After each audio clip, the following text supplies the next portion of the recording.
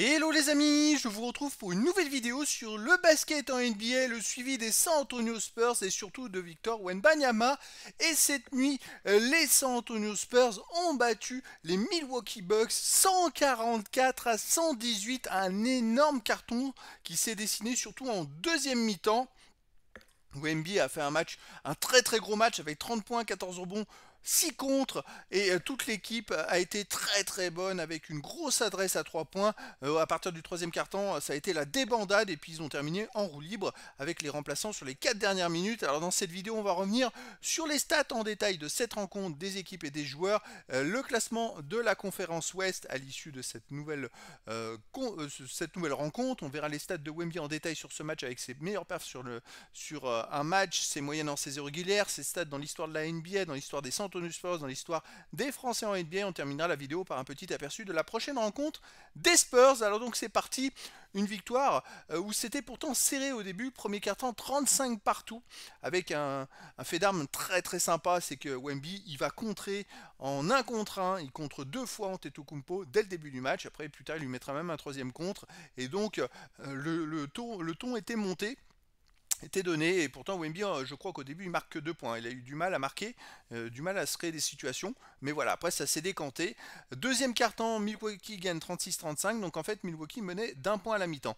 Et là au troisième quart-temps, les Spurs ont mis 45-30, plus 15 directement, et puis dernier quart-temps gagné 29-17, c'est-à-dire plus 12 à nouveau, donc plus 26 au total. Bon, et les Spurs ont fini en roue libre. Alors à noter quand même Wemby, 30 points, il fait 9 sur 20 au tir, mais surtout 5 sur 11 à 3 points, c'est monstrueux. 20 points pour Stephen Castle avec 3 sur 6 à 3 points.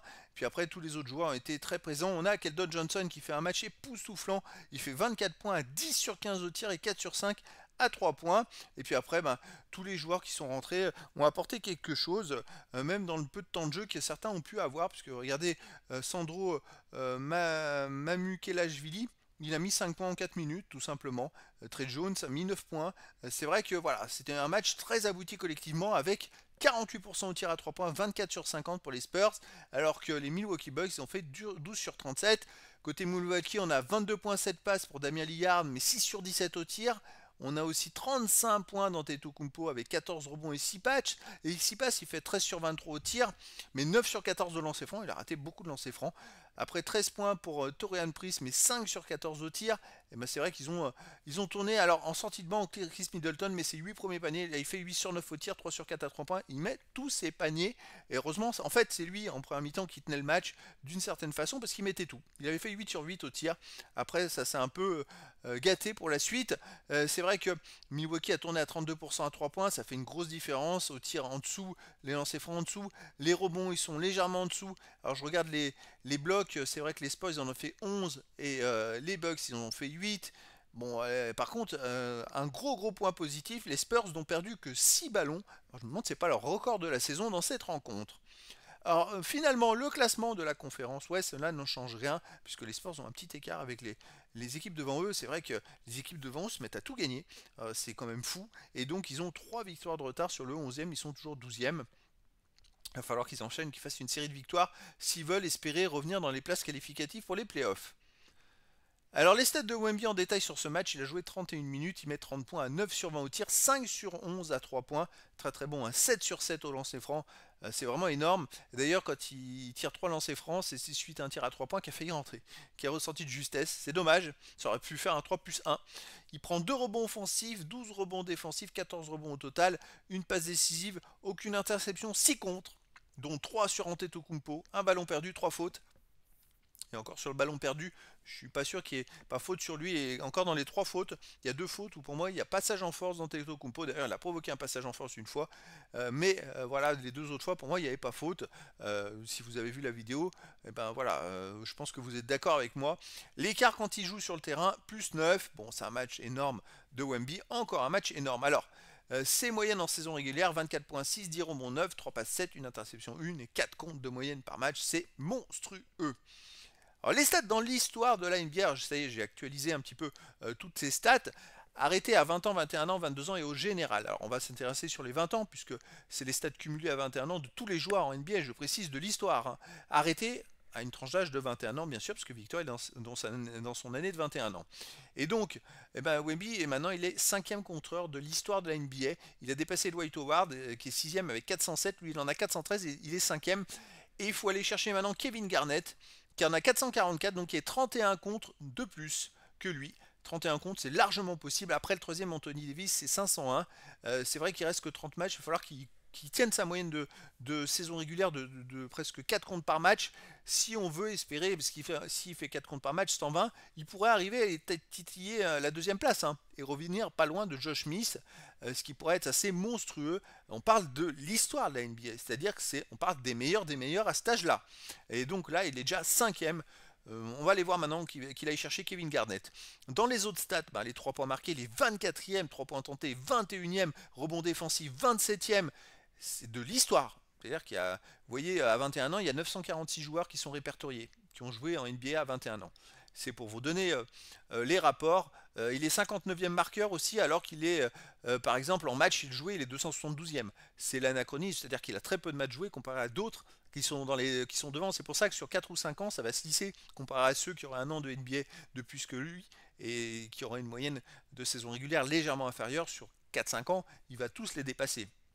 Alors, à 22 ans, donc avec plus d'1 an d'avance, il est 72e aux 3 points marqués, 67e aux 3 points tentés, il gagne des places. Hein. Vous voyez, sur les places, il gagne des places dans toutes les catégories. Rebond défensif, il est 95e. Alors, au total rebond, il est même 131e à 22 ans. Et puis au contre, il est 14e. Il a gagné 4 places au contre, les amis.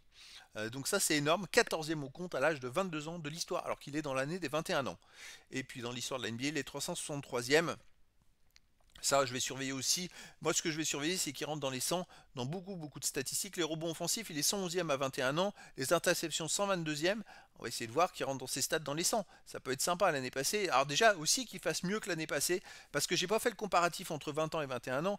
Mais par exemple, quand on prend les 3 points marqués, 3 points tentés, il a déjà fait une meilleure progression que la fin de saison passée. Sinon, il y a aussi les rebonds défensifs où il est mieux, puisqu'il est 27e à 22 ans, alors que l'année passée à 21 ans, alors que l'année passée à 20 ans, il est 34e. Les comptes, il avait fini 8e l'année passée, maintenant il est 5e, alors que la saison n'est pas finie. Donc c'est ça aussi qu'on va comparer, c'est l'évolution d'une année sur l'autre, s'il gagne des places, s'il progresse dans les classements. Déjà que l'année passée, il était très bon. Là, on peut espérer encore mieux pour la suite. Alors, dans les stats, dans l'histoire des San Antonio Spurs, bon, à 21 ans, il a gagné une place dans les minutes jouées, il est 4e. Là, c'est autre chose, il a quand même 4 premières places à 21 ans. Les autres premières places, ça va être un peu plus compliqué d'aller les chercher puisqu'il y a quand même beaucoup de statistiques. La prochaine, ça sera les total rebonds. Il en manque 56 pour être le meilleur des Spurs à 21 ans. 56 rebonds, c'est largement faisable en 6 matchs. 5-6 matchs, je pense que c'est jouable. Et à 22 ans, il lui manque 34 paniers à 3 points marqués, 39 tentés pour prendre la première place aussi. Donc on va surveiller tout ça. Allez, dans l'histoire des Français en NBA. Là, il a encore plus de premières places, hein. Il est à 4 premières places à 20 ans, 6 à 21 ans, et à 22 ans, il en a 4 également. Il lui manque 30 tirs à 3 points tentés pour dépasser Tony Parker à 22 ans. On va surveiller ça, même à 23 ans, il est meilleur contreur, et puis pour 24 ans, il lui manque 166 pour dépasser Rudy Gobert. Ça va être un peu plus loin, mais bon, il va le faire, hein. Mais il a déjà 3 ans d'avance sur Rudy Gobert, donc c'est ça qui est énorme. Sinon, les points, il lui manque 568 points à 21 ans pour dépasser Tony Parker.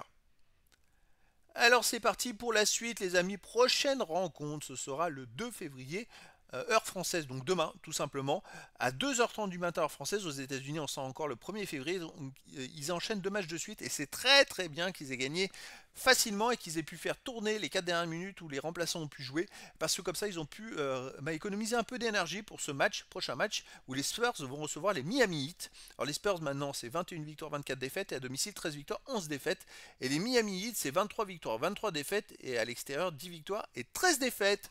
Donc voilà les amis, c'était la présentation du résultat en statistique du match de cette nuit des San Antonio Spurs, un match vraiment rondement mené avec une magnifique victoire 144 à 118 face aux Milwaukee Bucks. Voilà les amis, je vous dis à très bientôt pour une nouvelle vidéo.